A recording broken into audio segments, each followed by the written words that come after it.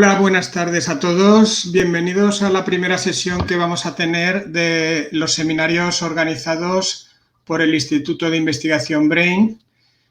El objetivo que tenemos en estos seminarios es doble. Por una parte, queremos dar a conocer las investigaciones que se están llevando a cabo en los grupos de investigación que constituyen el instituto. Y por otra parte, queremos propiciar sinergias e intercambios de información entre los distintos grupos y todos aquellos grupos externos al instituto que nos pudieran ver. Para ello, lo que haremos, nuestra intención es de forma periódica organizar sesiones donde los ponentes pues explicarán distintos problemas y líneas de investigación en las que están trabajando y de esta manera pues iremos progresando en ese tipo de sinergias. Bueno, para empezar, hoy nos va a visitar y nos va a dar una ponencia el investigador del grupo de investigación en autómatas, lenguajes formales y sus aplicaciones, que es el grupo alfa del Instituto BRAIN, que es Antonio Larriba. Antonio Larriba, junto con Damián López, que también es investigador en el grupo alfa, fundamentalmente están investigando en protocolos criptográficos seguros con distintas aplicaciones. En la charla de hoy, Antonio nos va a hablar de protocolos seguros en voto electrónico y la idea es que después de la charla pues abramos un turno de preguntas o comentarios a disposición de la audiencia. En ese mismo turno también nos va a acompañar Damián López, que es el otro investigador involucrado en esta línea. Bueno, pues sin mayor dilación os voy a dejar ya con Antonio y le cedo la palabra a él. Gracias. Hola, muy buenas tardes. Gracias, Chema.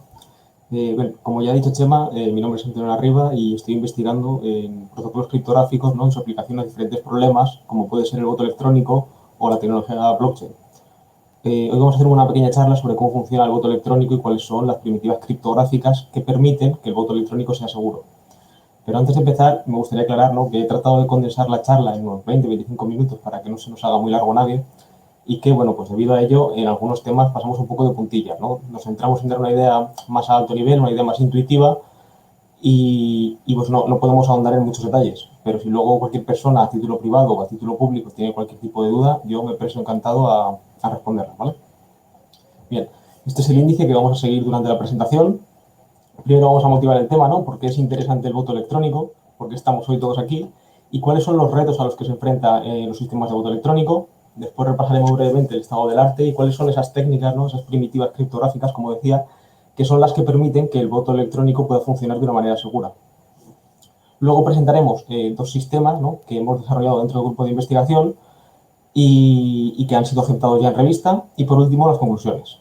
Muy bien. La primera pregunta que surge cuando hablamos de voto electrónico es ¿y por qué es necesario investigar el voto electrónico si ya tenemos unos sistemas de voto que llevan funcionando ya pues unos cientos de años? La respuesta corta es que los sistemas de voto, ¿no?, pues proveen de ciertas propiedades que el voto tradicional no puede proveer, ¿no? También hay que tener en cuenta que en última instancia toda votación está basada en la confianza que tenemos en el sistema.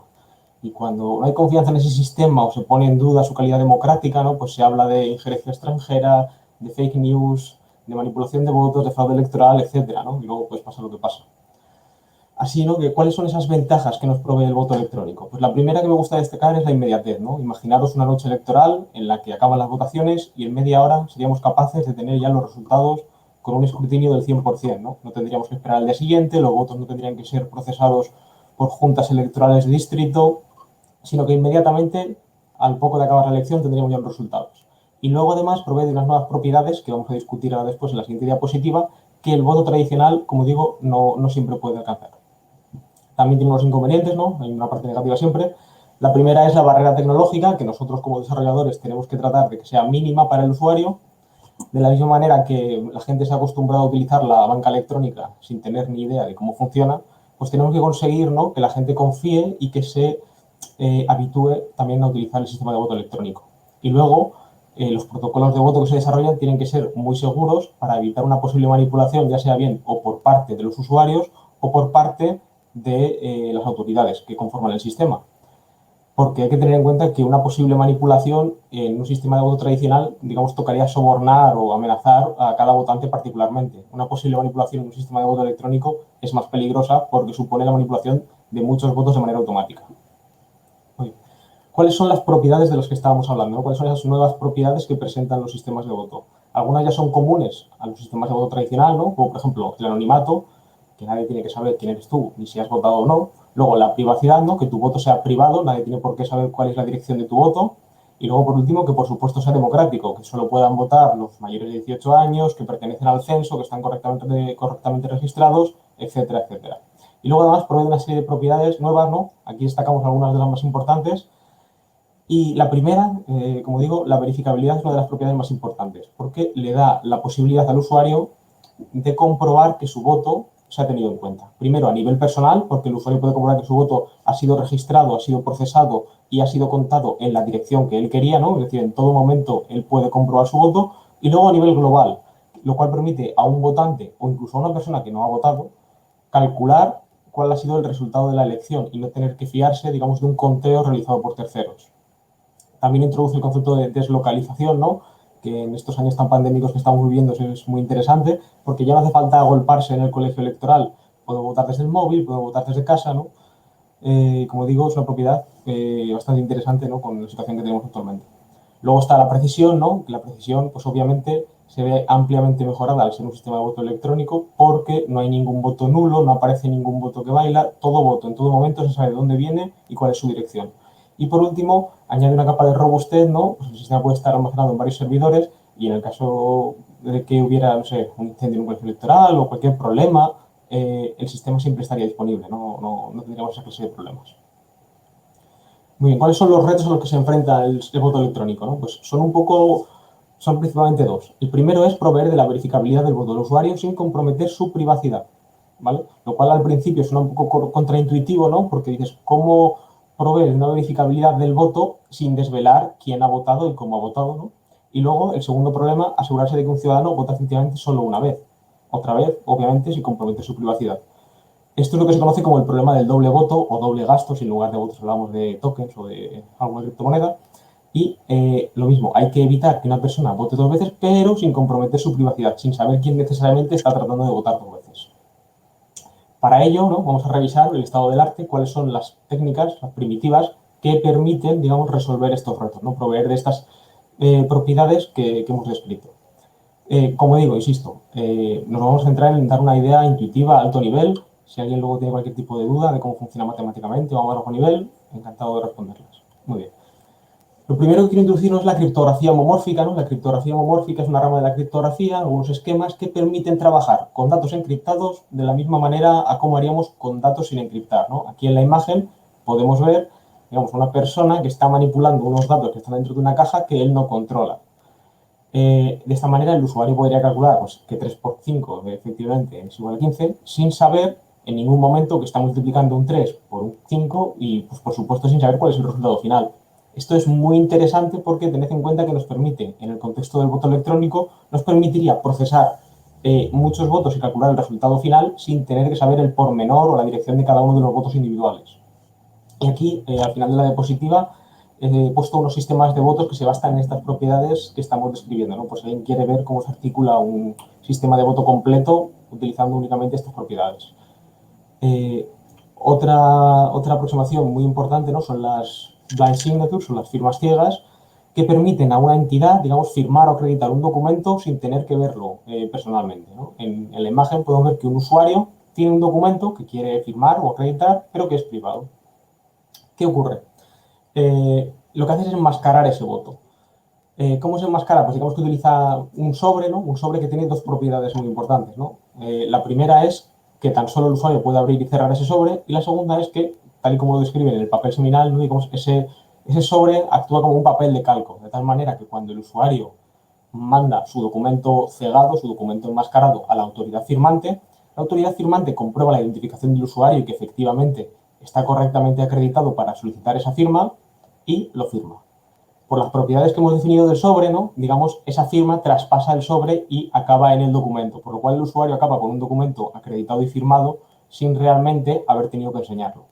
Realmente a bajo nivel funciona, digamos, de una manera muy similar a la criptografía homomórfica, está basada en ello.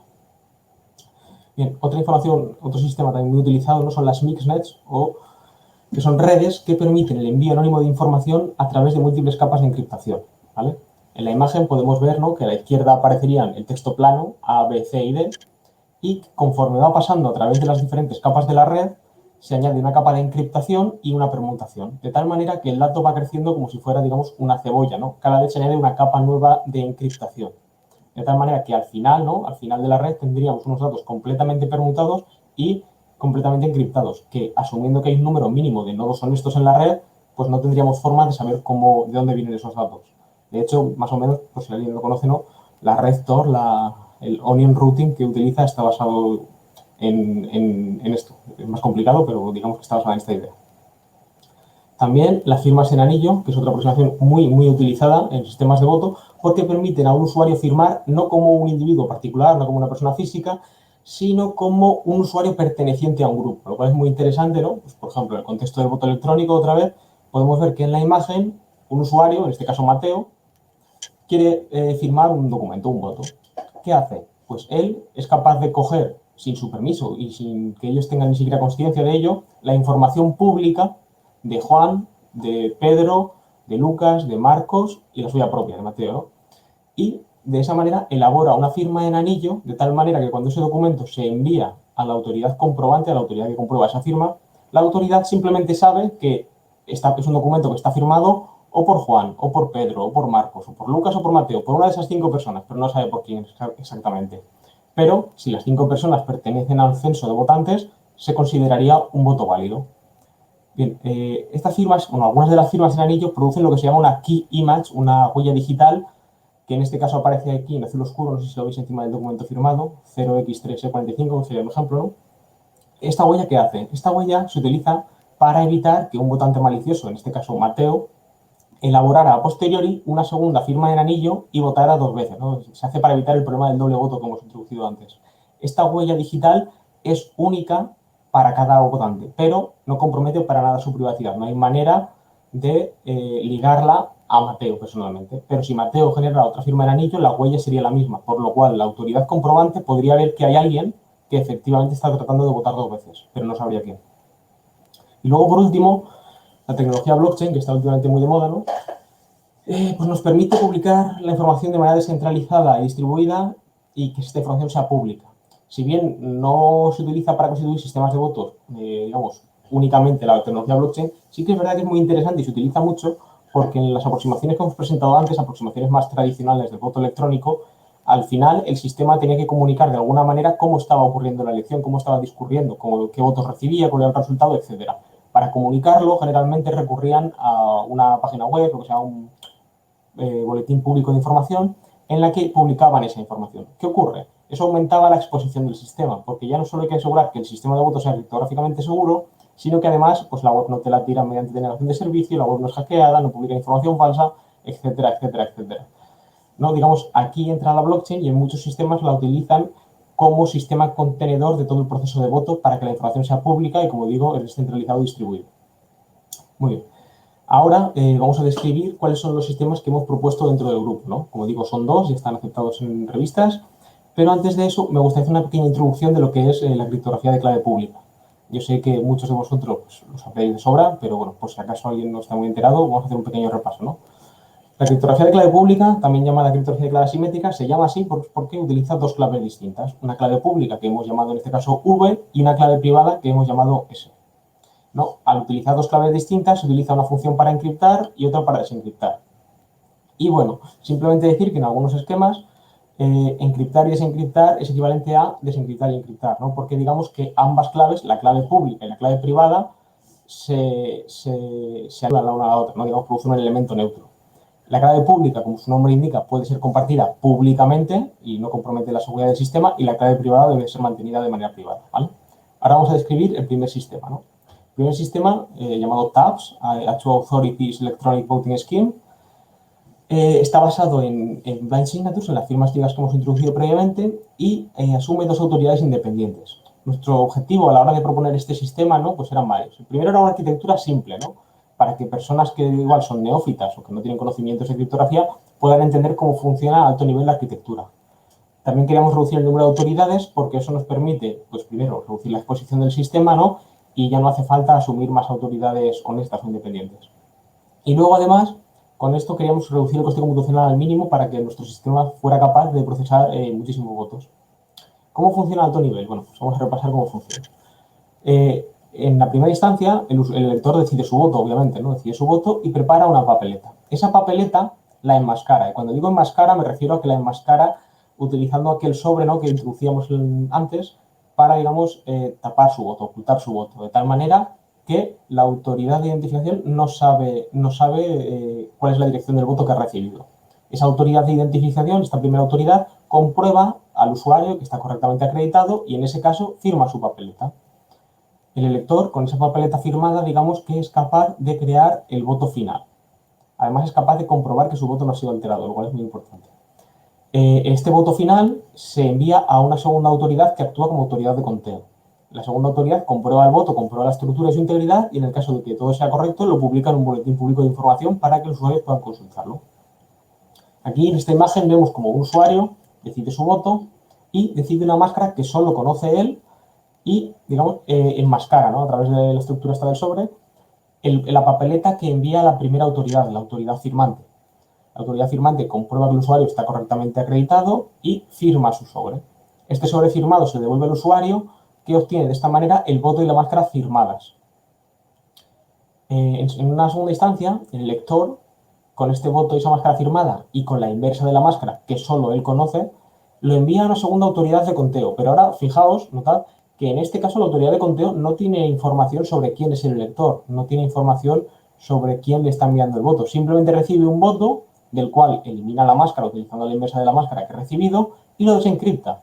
Y comprueba, pues, la integridad del voto, comprueba que la firma es correcta, que la estructura es correcta y que efectivamente es un voto correcto. En el caso de que todo esto se cumpla, publica el voto y el hash en el boletín público, para que de esta manera el usuario pueda comprobar el boletín y que vea que su voto con su hash ha sido correctamente procesado y cuando al final de la votación estén todos los votos recogidos, él pueda calcular de manera autónoma cuál ha sido el resultado de la votación.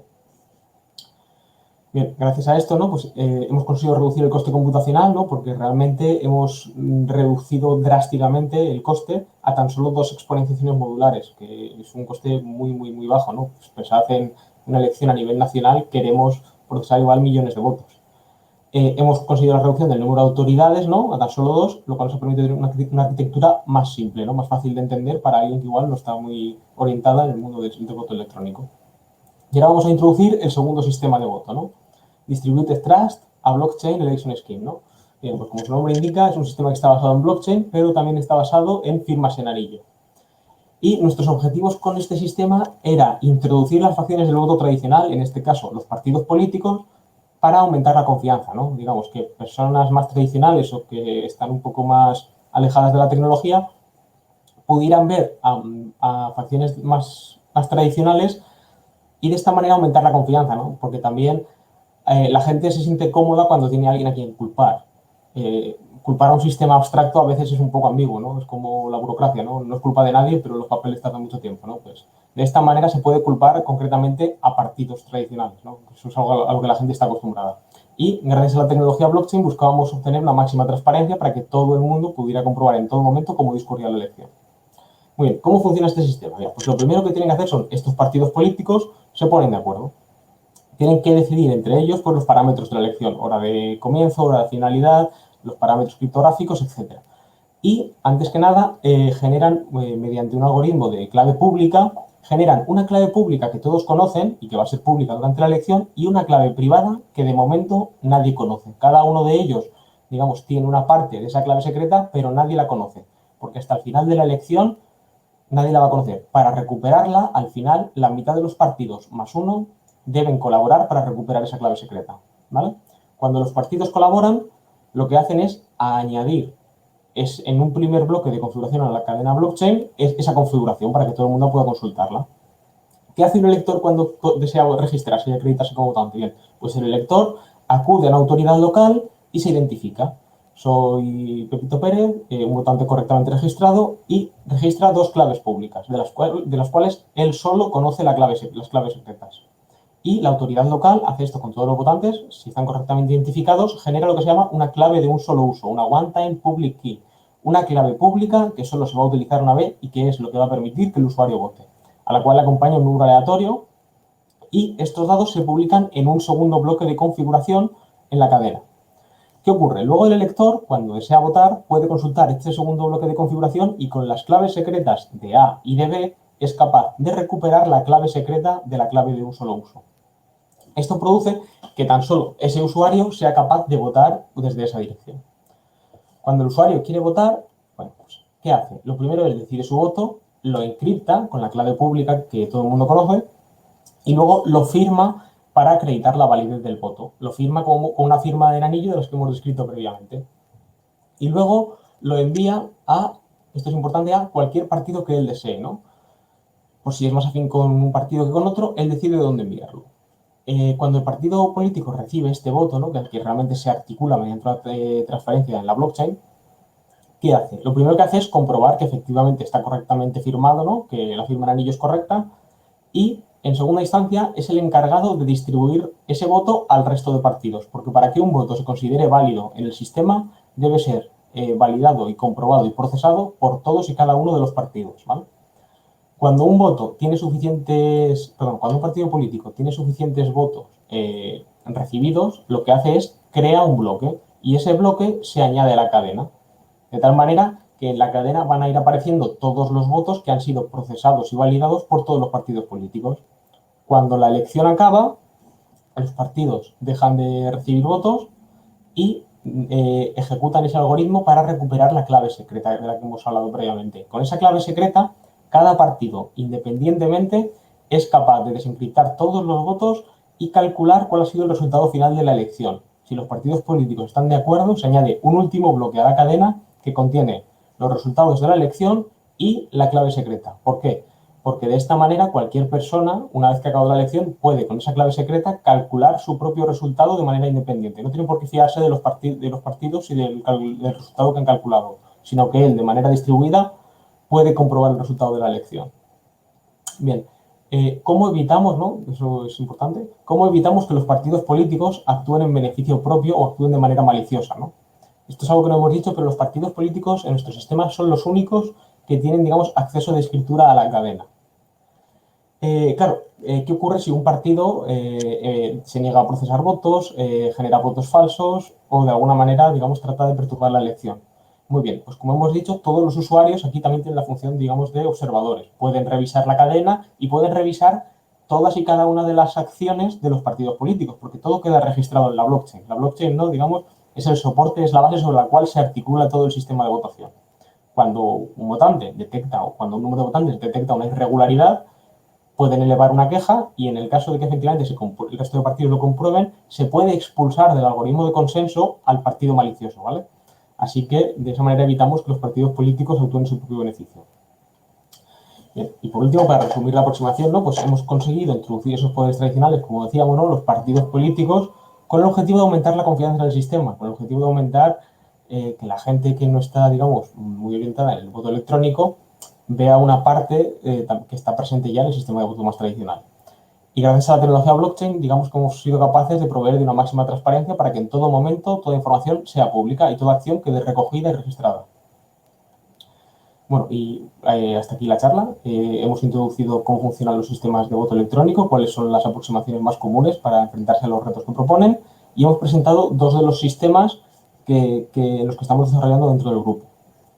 Realmente concluir que proponer un sistema de voto electrónico es algo fácil que está al alcance de todo el mundo, ¿no? Quiero decir, todo el mundo es capaz de proponer un sistema de voto. La parte complicada es proponer un sistema de voto que sea seguro, que cumpla todos los requisitos y que cualquier coalición maliciosa de usuarios o de autoridades no pueda comprometer la robustez, ni la disponibilidad, ni la integridad del sistema. Así que si tenéis ahora cualquier duda sobre cómo realmente se alcanza, digamos, ese consenso, cómo se aseguran esas propiedades, pues estaré encantado de responderlas. Muchas gracias por vuestra atención.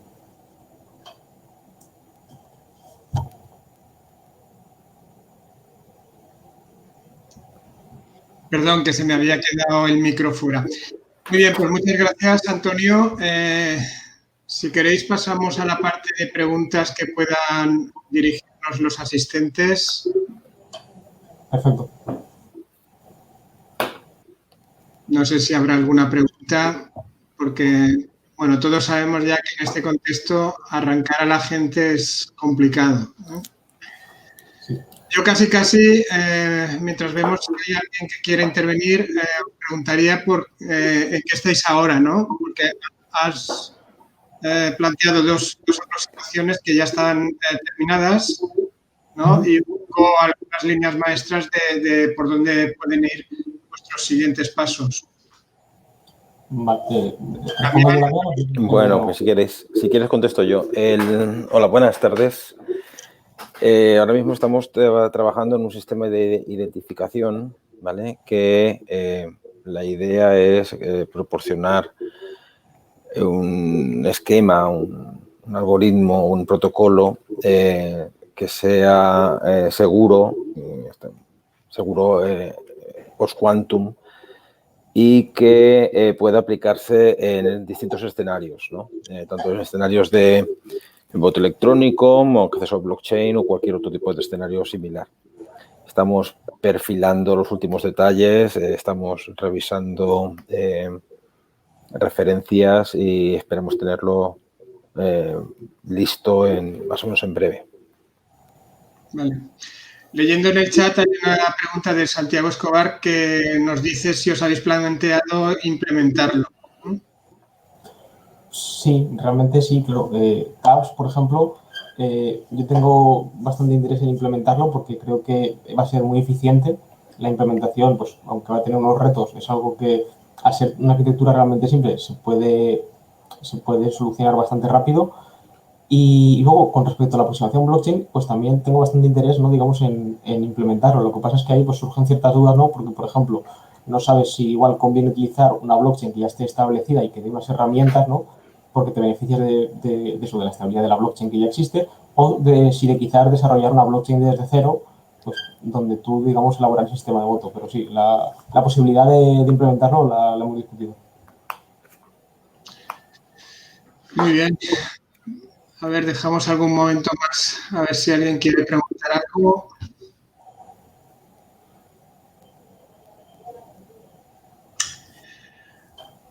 Bueno, pues parece que no. De todas formas, esto es solo el comienzo. Si alguien tiene más interés en este tipo de trabajo, pues yo sugiero que se ponga en contacto o bien con Antonio o bien con Damián, y a partir de ahí pues pueden ampliar todas las preguntas. A ver, otra pregunta más. ¿Qué sucede con la era postcuántica, ¿no? El apocalipsis anunciado en estos foros de lo que va a pasar cuando los ordenadores cuánticos estén entre nosotros y qué sucederá con los protocolos seguros, ¿no? A ver, ¿qué podéis comentar de esto? A ver, el protocolo que estamos intentando diseñar o finiquitar o acabar de perfilar, básicamente lo que hace es aprovechar un problema, ¿de acuerdo?, para el que en determinadas circunstancias no existe solución. En tal forma que, a no ser que la totalidad de un colectivo, entre comillas, del colectivo de guardianes de acceso decidan colaborar para romper el sistema, ¿vale? No hay otra forma de que el sistema pueda romperse. No se pueden forjar, no se pueden permitir accesos no autorizados, a no ser que todos los controladores del sistema acuerden romperlo, ¿de acuerdo? Digamos, el problema en el que nos basamos garantiza eso. Entonces, un poco la garantía que tenemos, que independientemente del modelo computacional que se disponga, no va a poderse romper o forjar o crear nuevas acreditaciones o tokens de acceso. También nos comenta Santiago en qué propiedades os queréis basar, si son propiedades de tipo retículos, etcétera. No sé, un poco yo creo que con lo que te he dicho, Santiago, igual ya hemos respondido a la pregunta. De todas maneras, si quieres, la puedes refinar.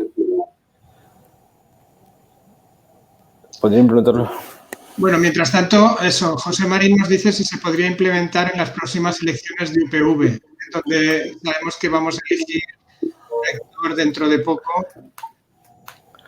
A ver, yo creo que la posibilidad es plantearle a los candidatos que adopten el sistema de voto para garantizar nuestros votos, no los de los demás. El tema de la implementación y la disponibilidad de una implementación, a ver, creo que TAPS es más fácil, más ligero de implementar que el otro sistema.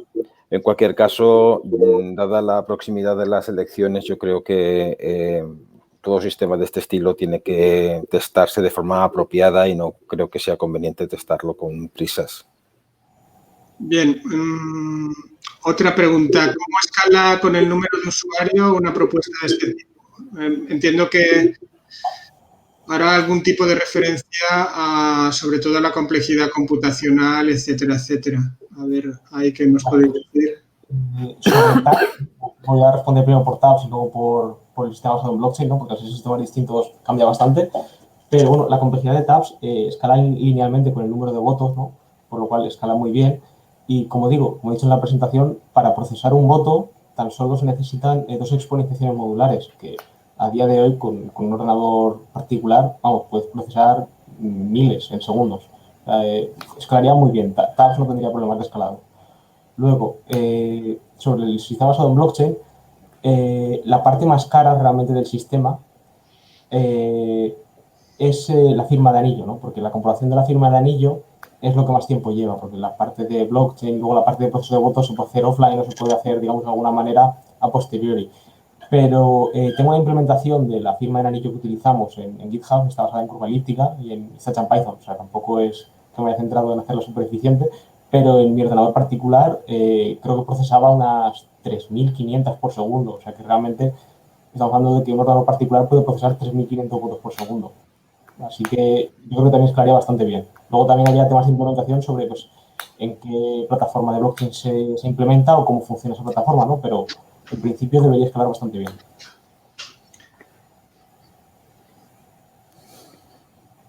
Bien, bueno, yo un comentario que me gustaría haceros es que cuando lo hemos estado hablando algunas veces, que todo el tema este de votación electrónica al final es una decisión política, ¿no? Porque, por ejemplo, hemos visto ahora en las recientes elecciones catalanas que, de hecho, la situación así lo aconsejaba, pero nadie puso encima de la mesa una propuesta razonable de voto electrónico.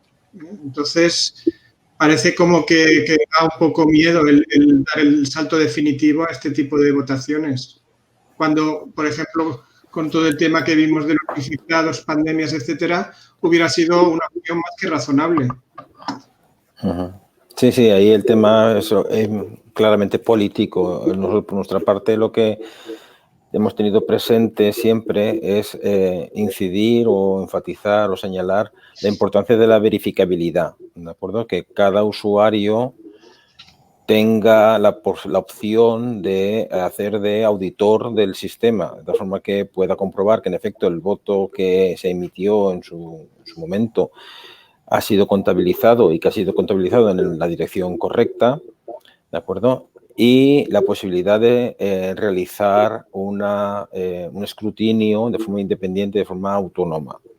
Y por otra parte, también dejar claro que todos los procesos, todos los pasos, todos los algoritmos que se implementan dentro del protocolo deben garantizar la imposibilidad por parte de tanto un elector malicioso como de autoridades también maliciosas de manipular el voto o el sentido del voto, ¿de acuerdo? Esas son un poco las dos facetas que se tienen en cuenta para aportar esa confianza en el sistema. Sin esta confianza en el sistema, difícilmente va a haber voluntad política de implementar cualquiera de estos sistemas en la práctica. Me imagino que paralelo a eso, pues hay que empezar a darle a los usuarios herramientas que ellos puedan manejar para ese tipo de, por ejemplo, auditorías, etcétera. Se me viene a la cabeza algo muy parecido a lo que sucede con el comercio electrónico. Es decir, hace pocos años a todo el mundo le daba mucho miedo empezar a utilizar tarjetas de crédito, etcétera, etcétera.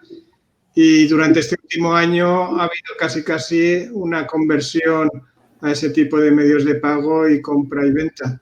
Y yo creo que eso es otra de los temas que habrá que empezar a plantear para empezar a utilizar voto electrónico. Sí, igual. Porque, por ejemplo, uno ve los esquemas que ha puesto Antonio y a la hora de auditar, pues le echa un poco para atrás si es totalmente profano a la hora de utilizar este tipo de mecanismos, ¿no? No, pero en la auditoría, en primera instancia, ya el mero hecho de que se pueda comprobar o que se disponga de algún mecanismo para que comprobar que un voto que ha elaborado en su casa de forma independiente, de forma desconectada, un usuario, que pueda comprobarse después que este voto en efecto consta en el escrutinio y en la dirección en la que se emitió, ya es una forma de auditoría. Obviamente debe haber herramientas que esto lo hagan de forma transparente, de forma cómoda y rápida para el usuario.